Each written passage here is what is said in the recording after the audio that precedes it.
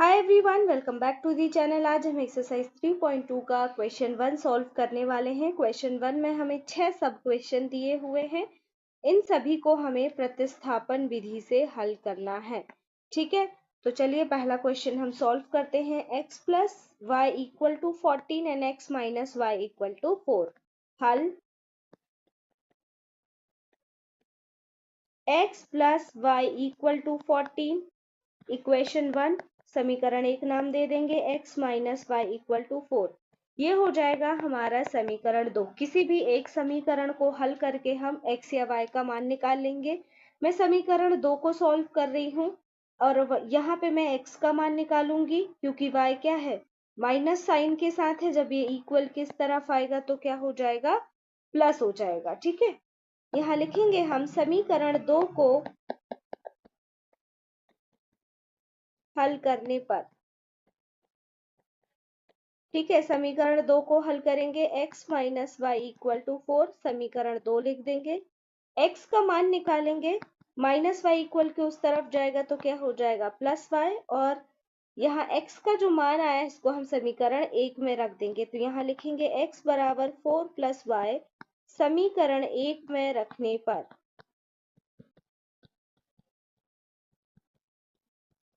मान रखेंगे x plus Y equal to 14, ये हो गया हमारा समीकरण 1। x की प्लेस में क्या लिखना, 4 plus Y equal to 14। y और y कितने हो जाएंगे, 2y हो जाएंगे, equal to 14।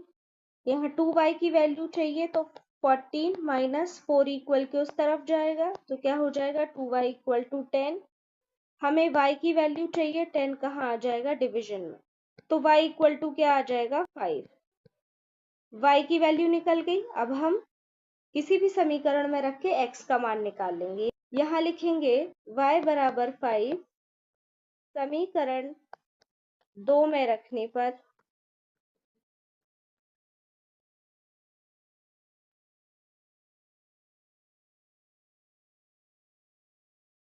x minus Y equal to 4, ये है हमारा समीकरण 2। x माइनस 5, y की प्लेस में क्या लिखना है, 5।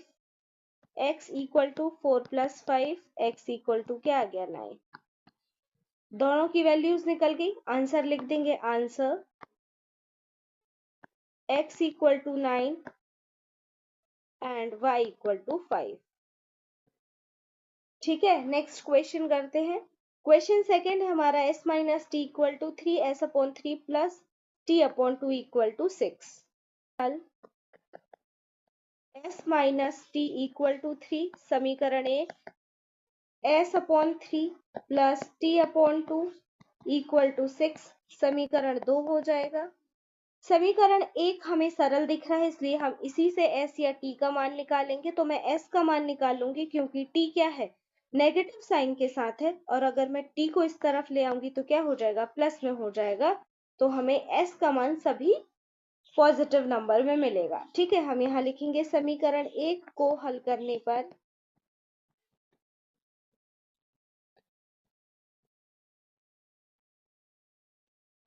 समीकरण 1 क्या है हमारा, s minus T equal to 3, s equal to 3, minus T equal के उस तरफ जाएगा, प्लस टी हो जाएगा। s का मान हम अब समीकरण 2 में रखेंगे। s बराबर 3 प्लस टी, समीकरण 2 में रखने पर।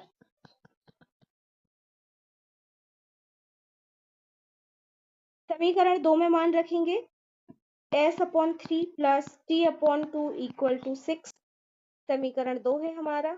s की प्लेस में क्या लिखना है हमें, 3 प्लस टी लिख देंगे। 3 plus T upon 3 plus T upon 2 equal to 6।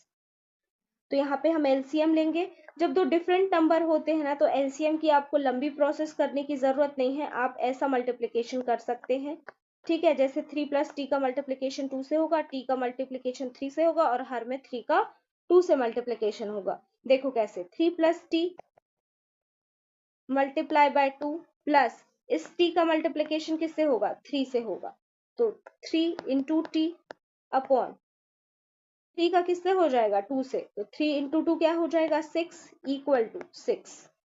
अब 2 का मल्टीप्लीकेशन कर लेते हैं, 3 से होगा तो क्या आ जाएगा 6 प्लस t से होगा तो 2t plus 3t upon 6 equal to 6। 2t and 3t मिलके क्या हो जाएगा 5t, तो 6 plus 5t upon 6 equal to 6। 6 plus 5t 6 equal किस तरफ आएगा तो मल्टीप्लीकेशन में हो जाएगा 6 इंटू 6।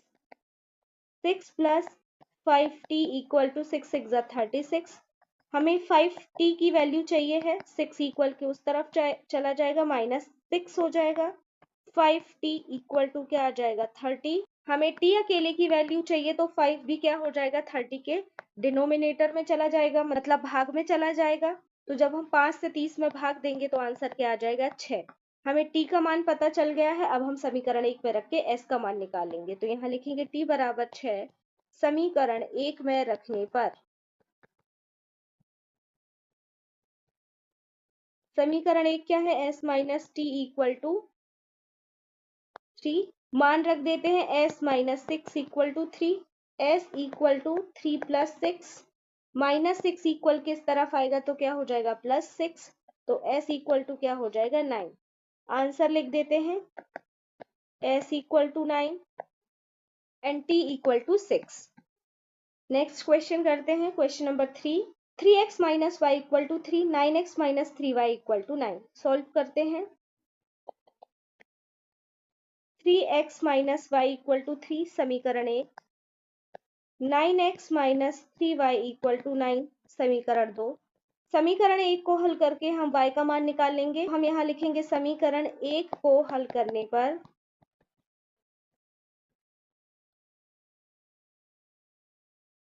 समीकरण 1 क्या है 3x minus Y equal to 3। y का मान निकालेंगे 3x। अब y का मान निकाल रहे हैं तो y हमेशा अकेला रहेगा। अगर हम इक्वल के इस तरफ लाएंगे, यहाँ क्या है 3 मिलेगा उसको, तो हमें क्या करना पड़ेगा 3 को इस तरफ लेकर आना पड़ेगा, क्योंकि y क्या रहेगा अकेला रहेगा, क्योंकि हम उसका मान निकाल रहे हैं। 3 इस तरफ आएगा -3 माइनस वाई इक्वल किस तरफ जाएगा, क्या हो जाएगा +y। अब जैसे a इक्वल टू b है, मैं इसको b इक्वल टू a लिख सकती हूँ। जैसे कि y इस तरफ लिखा है, मैं इसको इस तरफ लिख सकती हूँ y equal to 3x minus 3। ठीक है, जैसे हम अब तक सभी मान निकालते आए हैं x के, बिल्कुल उसी रूप में हमें ये मिल जाएगा। y बराबर 3x माइनस 3 समीकरण 2 में रखने पर। समीकरण 2 क्या है हमारा 9x minus 3y equal to 9। समीकरण 2 9x माइनस 3y क्या है 3x minus 3 equal to 9। 9x minus 3x का 3x से -3 का 3x से मल्टीप्लीकेशन होगा, क्या आ जाएगा -9x। -3 का -3 से मल्टीप्लीकेशन होगा +9 equal to 9। -9x plus 9x क्या हो जाएगा कैंसिल आउट हो जाएगा, और 9 इक्वल टू क्या आ जाएगा 9 आ जाएगा। ठीक है, अब यहाँ x और y क्या हो गए 0 हो गए, वेरिएबल्स कुछ नहीं बचा, मतलब यहाँ x और y की वैल्यू नहीं निकल सकती। अब देखो दो कंडीशन में ही x और y की वैल्यू नहीं निकलेगी, जब जो समीकरण है समपाती होंगे या फिर समांतर होंगे। ठीक है, इन दो कंडीशन में ही एक्स वाई की वैल्यू नहीं निकलेगी।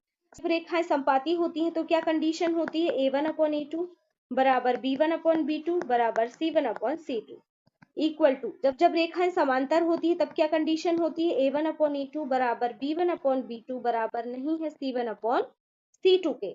अब यहाँ पे 0 आया है, एक्स वाई 0 हो गया है।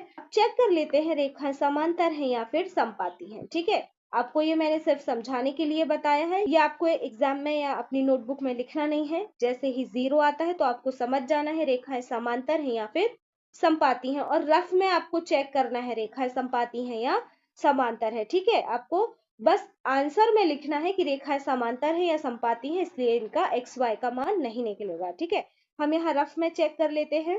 सबसे पहले हम कंडीशन लगा देते हैं यहाँ पे a1 अपॉन a2 बराबर b1 अपॉन b2 बराबर c1 अपॉन c2। बिना फॉर्मूला लगाए आपको अब a1 b1 c1 की वैल्यू निकालते आनी चाहिए।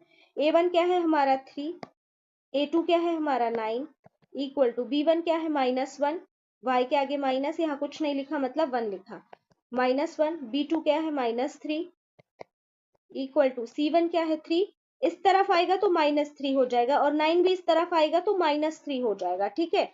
-3 अपॉन -9, 3 1 जा 3, 3 3 जा 9, माइनस से माइनस कैंसिल आउट होगा, माइनस से माइनस कैंसिल आउट होगा, 3 1 जा 3, 3 3 जा 9, बचा क्या 1/3 इक्वल टू यहाँ पर भी क्या है 1/3 इक्वल टू यहाँ पर भी क्या है 1/3। आंसर क्या आ रहा है हमारा, देखो 1/3 1/3 1/3, जो कि किसकी कंडीशन है, A1/A2 बराबर B1/B2 बराबर C1/C2, ये किसकी कंडीशन है, संपाती रेखाओं की। संपाती रेखाओं में क्या होते हैं, अनंत अनेक हल होते हैं, ठीक है, अनंत अनेक हल होते हैं, सब चीजें हमने पहले ही डिस्कस कर चुके हैं, ठीक है। संपाती रेखाओं में अनंत अनेक हल होते हैं और यहाँ पे ये संपाती रेखाओं की कंडीशन को फुलफिल कर रही है, तो हम आंसर में लिखेंगे कि एक्स वाई का मान नहीं निकलेगा क्योंकि रेखाएं क्या है, संपाती। इसको इरेज कर देते हैं। आंसर, समीकरण 1 व 2 समान है, अतः रेखाएं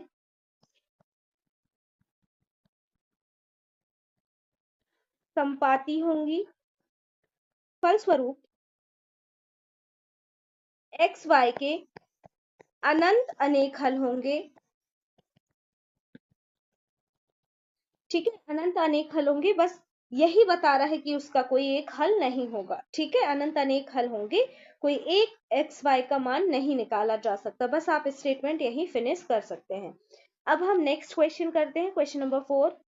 0.2x plus 0.3y equal to 1.3, 0.4x plus 0.5y equal to 2.3, इसको सॉल्व करते हैं। हल 0.2x plus 0.3y equal to 1.3, ये हो जाएगा हमारा समीकरण 1। 0.4x plus 0.5y equal to 2.3, ये हो जाएगा हमारा समीकरण 2, ठीक है। देखो यहाँ पे दोनों समीकरण में दशमलव के बाद सिर्फ एक ही संख्या है, यहाँ 0.2 है, यहाँ 0.3 है, यहाँ 1.3 है, मतलब दशमलव के बाद क्या एक ही संख्या है, तो हम एक जीरो का यहाँ मल्टीप्लीकेशन कर देते हैं। एक जीरो वाली संख्या क्या है 10, मतलब अगर हम समीकरण 1 और 2 में 10 का गुणा करते हैं तो यहाँ से दशमलव हट जाएगा और नॉर्मल समीकरण मिल जाएंगे, जिससे हमें हल करने में आसानी होगी। तो हम यहाँ क्या लिखेंगे, समीकरण 1 व 2 में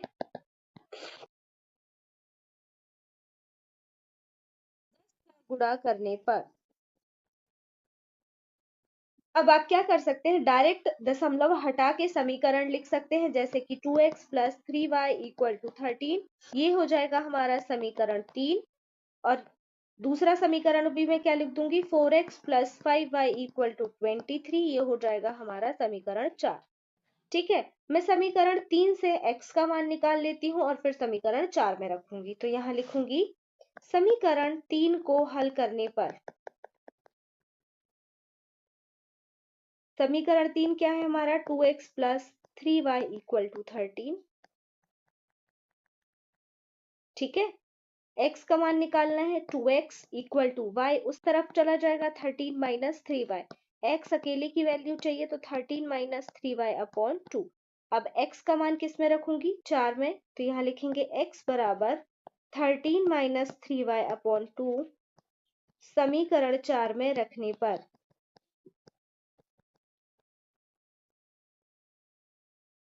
समीकरण 4 क्या है, 4x plus 5y equal to 23, मान रख देंगे 4, x क्या है 13 minus 3y upon 2 plus 5y equal to 23, यहाँ पे 2 और 4 कैंसिल हो जाएगा, 2 1 जा 2, 2 2 जा 4। अब मैं 2 का मल्टीप्लीकेशन करूंगी 13 में तो कितना आ जाएगा 26, माइनस 2 का जब मैं 3y में मल्टीप्लीकेशन करूंगी तो क्या आ जाएगा -6y plus 5y equal to 23। Solve कर लेंगे आगे, 26 माइनस 6y प्लस 5y, एक माइनस में है एक प्लस में है, यहाँ पे क्या होगा, सब्ट्रैक्शन होगा, घटाना होगा, तो जब 6 से 5 जाएगा तो क्या बचेगा, एक बचेगा, मतलब एक y बचा, और साइन कौन सा आएगा, चिन्ह कौन सा आएगा, माइनस का आएगा, क्योंकि बड़ी संख्या क्या है यहाँ 6 है और 6 के आगे क्या है माइनस, ठीक है।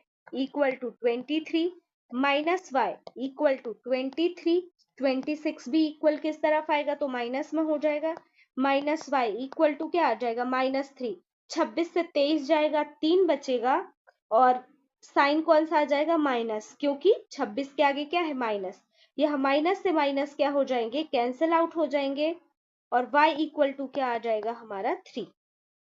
y का मान निकल गया, किसी भी समीकरण में रख के हम x का मान निकाल सकते हैं। लिखेंगे y इक्वल टू 3 समीकरण 3 में रखने पर, समीकरण 3 क्या है, 2x plus 3y equal to 13, 2x plus 3y क्या है 3 equal to 13, 2x equal to 9 equal to 13, 2x equal to 13 minus 9, 2x equal to क्या आ जाएगा 4, x का मान चाहिए, 2 कहाँ आ जाएगा 4 के डिवीजन में, x equal to 4/2, x equal to क्या आ गया 2। आंसर लिख देंगे x equal to 2 and y equal to 3। ये हो गया क्वेश्चन 4। क्वेश्चन 5 सॉल्व करते हैं। √2x plus √3y equal to 0, √3x minus √8y equal to 0। हल, √2x plus √3y equal to 0, ये हो गया हमारा समीकरण 1। √3x minus √8y equal to 0, ये हो जाएगा हमारा समीकरण 2। समीकरण 2 को सॉल्व करके मैं x का मान निकाल लेती हूँ, तो यहाँ लिखेंगे समीकरण 2 को हल करने पर √3x minus √8y equal to 0, समीकरण 2 हो गया हमारा। x का मान चाहिए है तो ये √3x इसी तरफ रहेगा और √8y इक्वल के उस तरफ चला जाएगा, तो √8y। x की वैल्यू चाहिए है, √3 भी कहाँ आ जाएगा, √8 के डिवीजन में। ठीक है, ये आ गया हमारा x का मान। हम x का मान किस में रखेंगे, समीकरण 1 में, तो यहाँ लिखेंगे x बराबर √8/√3y समीकरण 1 में रखने पर, समीकरण 1 क्या है हमारा, √2x plus √3y equal to 0, √2 x की प्लेस में क्या लिखना है, √8/√3y plus √3y equal to 0। Multiplication कर लेते हैं, √2 का √8 से होगा तो √16/√3y plus √3y equal to 0। देखो अब यहाँ पे कोई अचर राशि बची नहीं है, सब चर राशियां ही है, मतलब y वैसे, तो यहाँ पे y की वैल्यू क्या आ जाएगी, 0 आ जाएगी। ठीक है, मैं आपको रफ में समझाती हूँ कैसे y की वैल्यू 0 आएगी, आपको वैसे नहीं लिखना है, आपको बस ना यहीं तक ही इक्वेशन को सॉल्व करना है, क्योंकि यहाँ से आगे अगर आप सॉल्व करेंगे तो वो टाइम वेस्ट है। रफ में समझा देती हूँ कैसे y 0 आएगा और हम यहाँ पे डायरेक्ट y और x इक्वल टू 0 लिखेंगे। जैसे कि √16/√3y है, अगर मैं √3y को इक्वल के इस तरफ ले जाती हूँ तो क्या आ जाएगा, माइनस √3y। जब इक्वल के दोनों तरफ सेम नंबर होते हैं और मल्टीप्लीकेशन में होते हैं, देखो √3 के साथ y क्या है, मल्टीप्लीकेशन में, यहाँ पर भी y क्या है, मल्टीप्लीकेशन में है √16 और √3 के साथ। तो जब y इस तरफ आएगा इक्वल के, तो वो क्या आ जाएगा, इसके डिवीजन में आ जाएगा। ठीक है, तो मैं नेक्स्ट स्टेप में क्या लिख सकती हूँ, √16/√3 इक्वल टू √3y/y। यहाँ y से y क्या हो जाएगा, कैंसिल हो जाएगा। ठीक है, y इक्वल टू क्या आ जाएगा, 0 आ जाएगा। ठीक है, अब मैं यहाँ पे पिछले क्वेश्चन की तरह रेखा समांतर संपाती क्यों नहीं लिख रही हूँ, क्योंकि यहाँ C1 C2 का मान ही नहीं है, तो हम नहीं बता सकते कि रेखा समांतर है, संपाती है, क्या है। ठीक है, इसलिए हम यहाँ पे simply x equal to 0 and y equal to 0 लिख देंगे। तो आंसर में लिखेंगे तो x equal to 0 and y equal to 0, क्योंकि y क्या हो जा रहा है, 0 हो जा रहा है। जब y ही 0 हो जाएगा तो x भी 0 हो जाएगा। ठीक है, अब हम नेक्स्ट क्वेश्चन करते हैं। क्वेश्चन नंबर 6 है, यहाँ 4 लिखा हुआ है बट ये 6 है। ठीक है, 3/2x minus 5/3y equal to minus 2x/3 plus y/2 equal to 13/6। Solve करते हैं हल, 3/2x plus minus 5/3y equal to -2, समीकरण 1 हो गया। x/3 plus y/2 equal to 13/6। सभी नंबर, पूरा समीकरण किसमें है, परिमेय संख्या में। देखो सभी परिमेय संख्या, हम क्या करेंगे, एलसीएम ले लेंगे इन दो नंबरों का और उससे मल्टीप्लिकेशन कर देंगे। ठीक है, जो जो हर में नंबर है उनका एलसीएम ले लेंगे। 2 और 3 का एलसीएम क्या आता है, आपको पता है 6, क्योंकि तो हम देख रहे हैं दोनों समीकरण में ही 3 और 2 है, मतलब दोनों समीकरण में एलसीएम क्या आएगा, 6 आएगा। तो हम यहाँ लिखेंगे समीकरण 1 व 2 में 6 से गुणा करने पर 6 से जब हम गुणा करेंगे समीकरण 1 और 2 में तो क्या हो जाएगा, जैसे 3/2 यहाँ x लिख देते हैं into 6 minus 5y/3 into 6 equal to -2 into 6। ये सब कैंसिल आउट हो जाएगा, 2 एकम 2, 2 तिया 6, 3 एकम 3, 3 दूनी 6। ठीक है, आगे सॉल्व करते हैं। 3 का 3x से गुणा होगा तो क्या आ जाएगा, 9x माइनस 5y का 2 से गुणा होगा तो क्या आ जाएगा, माइनस 10y इक्वल टू -2 का 6 से मल्टीप्लीकेशन होगा -12। मतलब हमें नया समीकरण क्या मिल जाएगा, 9x minus 10y equal to -12। ये हो जाएगा हमारा समीकरण 3। क्योंकि यहाँ तक समीकरण 2 है इसलिए हमने इसको नया नाम दे दिया समीकरण 3। अब समीकरण 2 में हम गुणा करते हैं। समीकरण 2 क्या है हमारा, समीकरण 2 क्या है हमारा, x/3 into 6 plus y/2 into 6 equal to 13/6 into 6। 3 एकम 3, 3 दूनी 6, 2 एकम 2, 2 तिया 6 और यहाँ 6 से 6 कट जाएगा। आंसर क्या आ जाएगा हमारा, x का 2 से गुणा होगा तो 2x प्लस y का 3 से गुणा होगा तो 3y इक्वल टू 30। ये आ गया हमारा इक्वेशन यानी समीकरण 4। दोनों समीकरणों को साथ में लिख लेते हैं। 9x minus 10y equal to -12 समीकरण 3, 2x plus 3y equal to 13 ये हो जाएगा हमारा समीकरण 4। अब हम किसी एक समीकरण को हल करके x y का मान निकाल लेते हैं। मैं समीकरण 3 को ही हल कर ले रही हूँ। ठीक है, समीकरण 3 को हल करने पर 9x minus 10y equal to -12 समीकरण 3 हो गया। 9x इक्वल टू -12 प्लस 10 हो जाएगा, -10y इक्वल किस तरफ आएगा तो क्या हो जाएगा, +10y। x का मान चाहिए है मुझे तो 9 कहाँ आ जाएगा, भाग में आ जाएगा 10y/9। अब x का मान मैं क्या करूंगी, समीकरण 4 में रख दूंगी। तो यहाँ लिखेंगे x बराबर -12 प्लस 10y/9 समीकरण 4 में रखने पर समीकरण 4 क्या है हमारा, 2x plus 3y equal to 13। 2 x की प्लेस में क्या लिखना, -12 plus 10y upon 9 plus 3y equal to 13। 2 का मल्टीप्लीकेशन होगा 12 से तो -24 प्लस 10 से होगा तो 20y upon 9 plus 3y equal to 13। यहाँ देखो बीच में प्लस माइनस है और ये पूरा क्या है, अंश और हर के रूप में है, मतलब यहाँ पर भी एलसीएम लेना पड़ेगा। 9 और 1 है, एलसीएम क्या आएगा, 9 ही आएगा। तो हम क्या करेंगे, इस पूरे नंबर का 1 से मल्टीप्लीकेशन करेंगे एंड 3y का 9 से और हर में 9 का 1 से। देखो -24 प्लस 20y मल्टीप्लीकेशन होगा 1 से प्लस 3y का मल्टीप्लीकेशन किससे होगा, 9 से। तो हम यहाँ लिख देंगे 3y और यहाँ 9 से मल्टीप्लीकेशन करेंगे अपॉन 9 इक्वल टू 30। -24 का 1 से मल्टीप्लीकेशन होगा और 20 का 1 से, तो बिल्कुल एज इट इज नंबर आ जाएंगे। तो मैं इनको ऐसे ही लिख दूंगी, -24 प्लस 20y प्लस 3y का किससे मल्टीप्लीकेशन होगा, 9 से, तो 27y upon 9 equal to 30। -24 plus 20y and 27y 47y upon 9 equal to 13। 9 equal किस तरफ आएगा तो 13 से क्या हो जाएगा, multiplication. -24 plus 47y equal to 13 into 9 क्या हो जाएगा, 117। -24 जब इक्वल किस तरफ आएगा तो क्या हो जाएगा, plus 47y equal to 117 plus 24। 47y equal to 117 and 24 क्या हो जाएगा, 141। y की वैल्यू चाहिए 141 अपॉन 47। जब आप 47 का टेबल 3 टाइम पढ़ेंगे तो आपको क्या मिल जाएगा, 141। ठीक है, तो y की वैल्यू क्या आ गई, 3। अब हम किसी भी समीकरण में रख के x का मान निकाल सकते हैं। तो मैं यहाँ लिखूंगी y इक्वल टू 3 समीकरण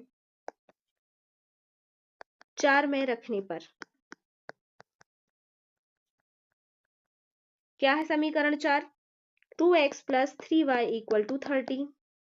2x प्लस 3y क्या है 3 equal to 13। 2x plus 9 equal to 13। 2x equal to 13 minus 9। 2x equal to 4, x equal to क्या आ जाएगा 4/2, x इक्वल टू आ जाएगा 2। ठीक है, x और y दोनों की वैल्यू आ गई। अब हम आंसर लिख देंगे। Answer x equal to 2 and y equal to 3। ये हो गया हमारा फाइनल आंसर। तो ये थे हमारे प्रश्न 1 के सभी 6 क्वेश्चन। अगर आपको वीडियो पसंद आया हो तो अपने दोस्तों के साथ शेयर करिए एंड चैनल को भी सब्सक्राइब करिए। और अगर आपको कोई डाउट हो तो आप उसे कमेंट सेक्शन में भी पूछ सकते हैं। Thank you for watching.